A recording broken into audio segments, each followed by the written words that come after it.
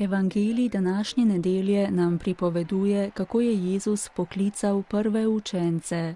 Kakor je med nagovorom pred opoldansko molitvijo razložil papež Frančišek z okna apostolske palače, se je ta dogodek zgodil v kontekstu vsakdanjega življenja.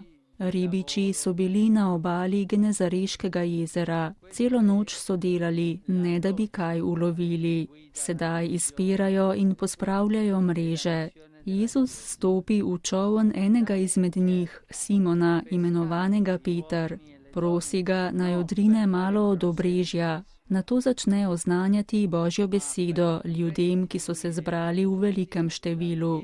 Ko je nehal govoriti, Jezus reče Petru, naj odrine na globoko in vrže mreže. Simon je Jezusa že poznal, izkusil je izjemno moč njegove besede, zato mu odgovori: Učenik, vso noč smo se trudili, pa nismo nič ujeli, a na tvojo besedo bom vrgel mreže.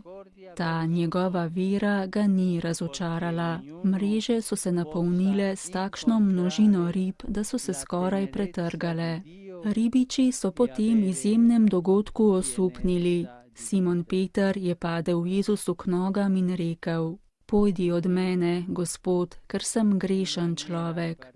Tisto čudežno znamenje ga je prepričalo, da Jezus ni le izjemen učitelj, katerega beseda je resnična in mogočna, ampak da je on Gospod, da je razodetje Boga.